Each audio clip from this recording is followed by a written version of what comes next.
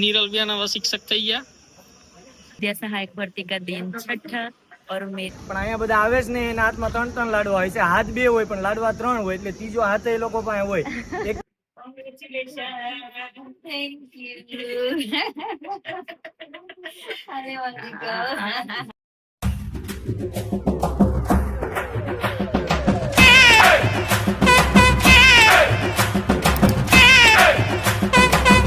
Hello friends, welcome to Shaurya's tiny tales. तो आज हम आए हैं गांधीनगर और आज है विद्या सहायक भर्ती का दिन छठा और मेरा टर्न आया है बहुत सालों के बाद।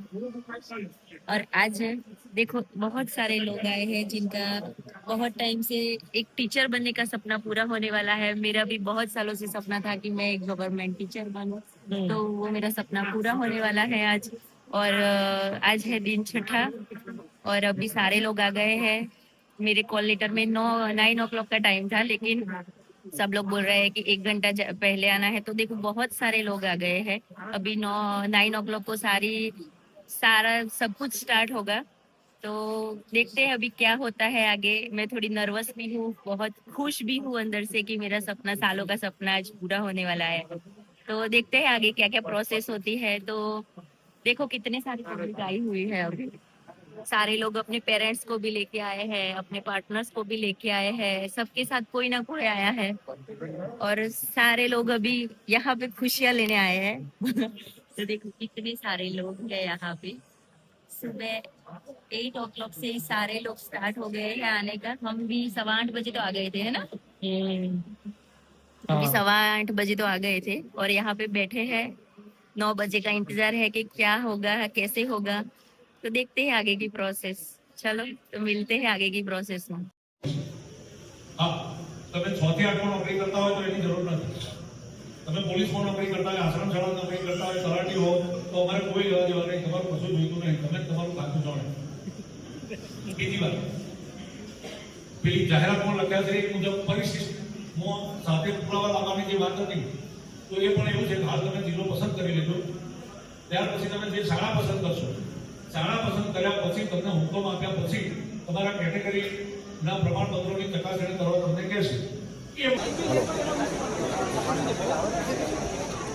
1671 થી 1675 1671 થી 1675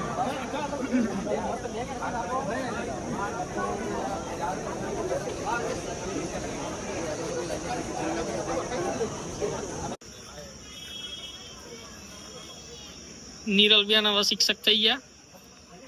હા, फोटो तो देखो फाइनली મને મળી ગયું છે आफ्टर अ लॉन्ग वेट।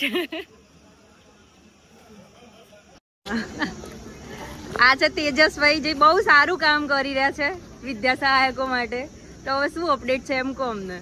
અપડેટમાં તો અહીંયા 1 થી 5 વાળા આજે આવે છે। બહુ બધા ઉમેદવારો આવ્યા। હવે મેરિટ છે ધીમે ધીમે નીચું જશે એટલે 100% ઉમેદવારો છે એની હાજરી થવાની છે। પણ અહીંયા બધા આવે જ ને એના હાથમાં 3 લાડવા હોય છે। હાથ 2 હોય પણ લાડવા 3 હોય એટલે ત્રીજો હાથ એ લોકો પાસે હોય। 1 થી 5 માં પાસ હોય, 6 થી 8 માં પાસ હોય, 9, 10 માં પાસ હોય। 1 થી 5 માં અત્યારે લઈ લે, પોતાનું વતન નહીં મળે, પછી પાછા 6 થી 8 નો આવીએ ને ત્યારે એ ટ્રાય મારવા જાય કે હું 6 થી 8 મારી લઉં। 2 શાળાઓ લઈ લેશે, પછી શાળા પસંદ કરીએ ને પછી નક્કી કરીએ કે મારે અહીંયા જવું। તમારી પાસે 3 લાડવા છે તો એ તમારી મહેનતના છે, તમે હોશિયાર છો, બહુ સારા એવા મેરિટ ધરાવો છો તો તમે 3 જગ્યાએ મળે છે। પણ તમે જાણી જોઈને જો બધી જગ્યાએ સીટ બગાડતા હોય તો એવું ના કરશો। હજારો ઉમેદવારો મેં જોયેલા છે કે મેરિટમાં જ્યારે આઉટ થાય છે ને ત્યારે અહીં દરવાજેથી રડતા રડતા જાય છે। તમારા માટે એ 3 નોકરીઓ છે, પણ એક પરિવાર સાથે એના મમ્મી પપ્પા, ભાઈ બહેન, કુટુંબ, આખું ફેમિલી સંકળાયેલું હોય છે। એટલે હજારોની જિંદગી તમારા ઉપર છે, તો તમને જો સુવર્ણ તક સરકાર ભગવાન આવી આપતી હોય, પુણ્ય કમાવાનો એક અવસર આપતા હોય તો ચોક્કસથી એનો અવસર છે એ કમાવો। આવો લાવો જીવનમાં વારંવાર ન મળે। અને છાતી ઠોકીને કોઈને કહેજો કે મારે 3 નોકરી મળતી હતી છતાં પણ મેં 2 જતી કરીને 1 માં જ લીધું। તો જેટલા પણ દર્શક મિત્રો હોય એને મારી એક અરજ છે કે તમે કોઈ એક જગ્યાએ લ્યો છો, તમારે 6 થી 8 માં લેવું છે તો 1 થી 5 માં ખોટા ટ્રાય મારવા ન આવો। અને તમને જો દુનિયાને દેખાડવું હોય કે મારા હાથમાં જો 2 લેટર છે તો હું તમારો વિડીયો બનાવીને તમે વિભાગના પોર્ટલ ઉપર મુકાઈ દઈશ। પણ મહેરબાની કરીને તમે એક વોટ્સઅપના 1000 લોકો સ્ટેટસ જોવે એના માટે થઈને કોઈની જિંદગી ન બગાડતા। એટલે મેન કરી અને રેપ્યુટેશન અટકાવો, સીટો ન બગાડો। નજીક મળતું હોય તો પછી જાણી જોઈને પછી એમ કે હજુ નજીક મળી જાય એ માટે ન કરો। સરકારીમાં તમને મળી જાય તો ગ્રાન્ટેડમાં ન કરો। બસ આટલો સપોર્ટ કરજો। તો અહીંયા અમને હાલ મળ્યા તેજસભાઈ, જે બહુ જ મહેનત કરી રહ્યા છે વિદ્યા સહાયકો માટે, અને બધાને કહી પણ રહ્યા છે કે તમે બધા જગ્યાઓ ના બગાડો. અને હું એ જ કહું છું કે જગ્યાઓ ના બગાડો. એકવાર જગ્યા મળી ગઈ હોય તો બીજી જગ્યામાં લાડો લેવા ના જાઓ, એ વાત સાચી છે. તો ઘણા બધા ઉમેદવારોનો નંબર આવી જાય, કારણ કે ગવર્મેન્ટે વેકન્સી આપી છે, તો આપણે એટલી સમજણ રાખવી પડે કે કેવી રીતે બધાને, દરેકને છેલ્લા નંબરવાળા સુધીને જોબ મળી જાય. તો દરેક ઉમેદવારો સમજો એવું કે આપણને જોબ મળી છે તો પાછળવાળાને મળે, તો કોઈકના ઘરમાં અજવાળું થાય. આપણને, મને જેમ આજે 10-12 વર્ષે જોબ મળી, તો મને એટલી બધી ખુશી થઈ રહી છે કે ચલો મહેનત લેખે લાગી મારી. તો બીજા ઘણા બધા એવા હશે કે એમને આપણે મદદરૂપ થઈ શકીએ. આપણે કંઈ નથી કરવાનું, આપણી જોબ તો આપણે સિક્યોર કરી જ લીધી છે, તો બીજી જગ્યા ના બગાડીએ. અને મને મળી ગયું છે બનાસકાંઠામાં, મારા ગમતા જિલ્લામાં, નજીકના જિલ્લામાં. તો હવે હું મારાથી બનતા બધા પ્રયત્ન કરીશ કે હું બાળકોના માટે હેલ્પફુલ થઉં અને મારી આગળની જર્ની સારી થાય.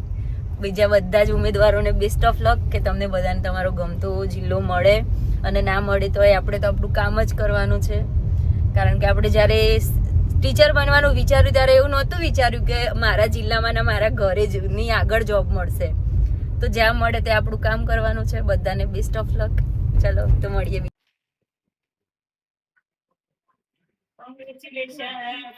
Thank you. અરે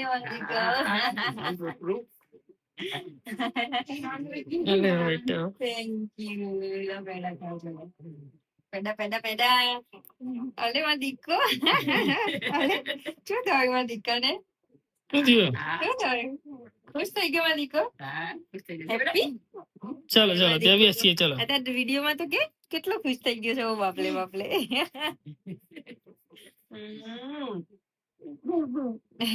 આજે અણુ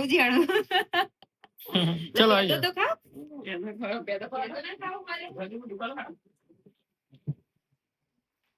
હા બેટા, શું થયું બાબુ? સૌ ખુશ થઈ ગયો મારે.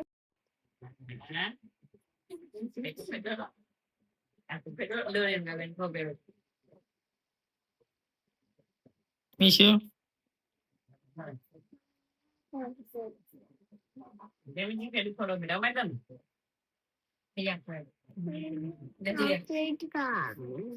હા પેડો તો ખાઈ લે પેલા.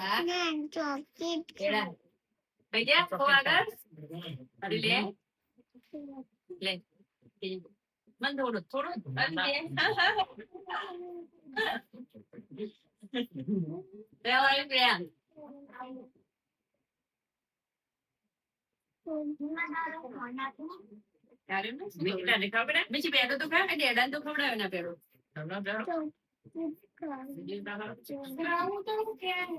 હમણાં સ્ટેટસ મૂકતા નહીં.